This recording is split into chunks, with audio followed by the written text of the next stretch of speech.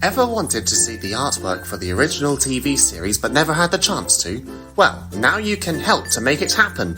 Robert Gold Galliers has recently expressed an interest in creating a coffee table book with all drawings for the Thomas & Friends TV series and possibly Tugs and Jack and the Sodor Construction Company. SIF staff member Nicholas has created a petition online to highlight the interest in such a book, but we need your help to make this dream a reality. Just sign the petition today for a chance to make your voice heard. Link is in the description.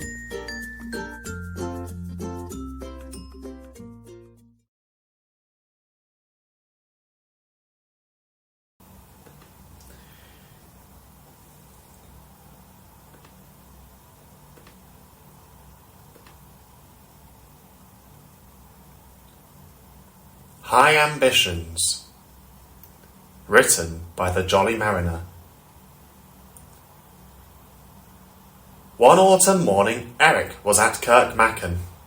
He dozed in the brisk weather, his fire keeping him warm and cosy while he waited for the guard's whistle.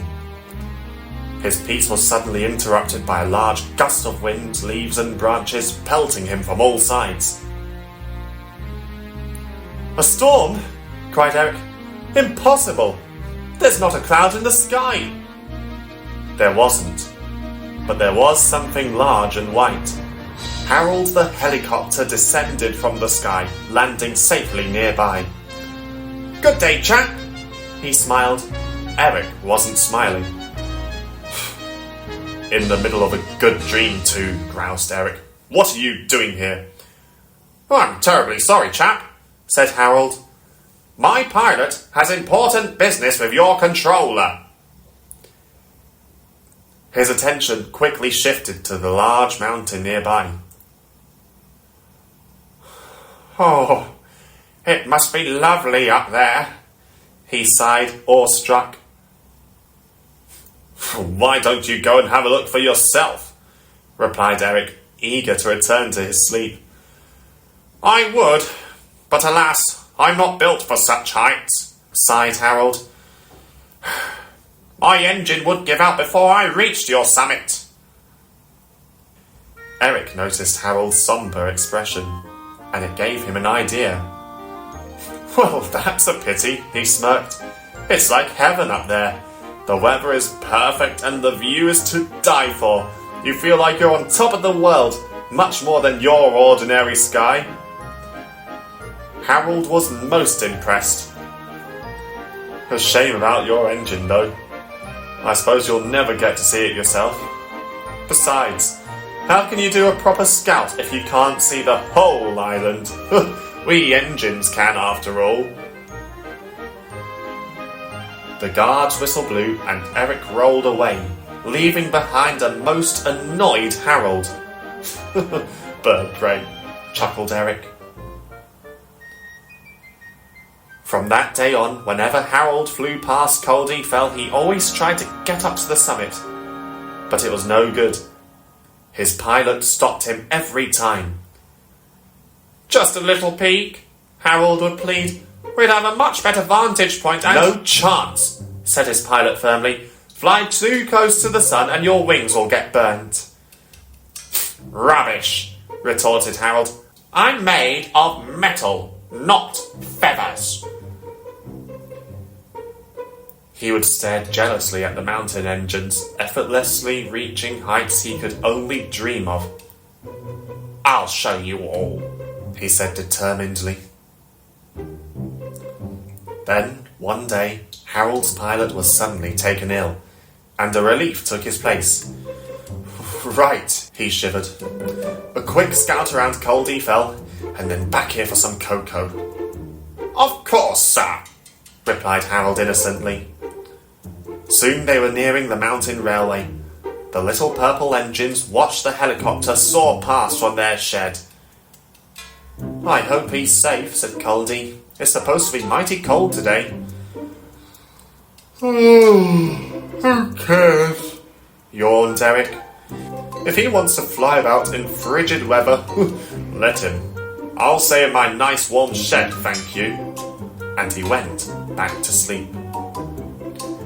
Presently, Harold had completed his run around Culdee Fell, and the relief was preparing to circle back for home. This was just the chance that Harold had wanted. He suddenly began rising higher and higher. "Stop, Harold! Stop!" cried the relief. He tried to stop Harold's ascent, but he was new and not used to the helicopter's controls. "Try to stop me, will you?" grunted Harold. "This is the day! This is the day!" The higher Harold climbed, the colder it became. Soon, even the relief couldn't see outside his windows, but Harold didn't care. At last, the summit came into view.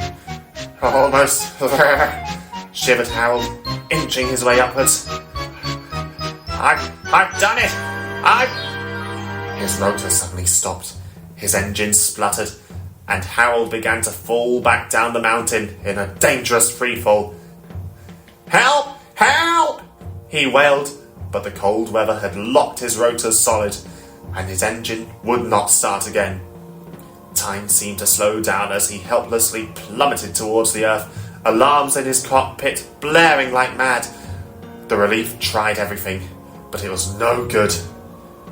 Harold saw a lake approaching and realized that what was to come was inevitable. Suddenly, Harold began to laugh. Despite the cruelty of his fate, he felt a bitter triumph in taking some control of his end. As the bolts tore off his frames and his wings began to fall apart, his yells echoed across the valley as the heat of the descent began to scorch his body.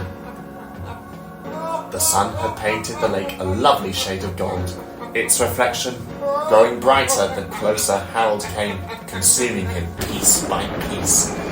With his teeth bared to the world, he shut his eyes, as for a moment the torturous pain of the impact consumed his entire body, and then nothing. "No!" Eric awoke with a start. "Harold! Where?" "Easy, Eric," said Alaric. "He's right outside. He can't fly back in this cold." Eric breathed a sigh of relief, mountains of guilt lifting off his boiler at once. Then he spoke in a voice that only Harold could hear. "I'm glad you're safe," he said thankfully. "It's not that lovely at the summit anyway." The two friends talked until Harold could finally return home. But from that day on, Eric always holds his breath whenever Harold visits their mountain, lest he fly towards an untimely grave.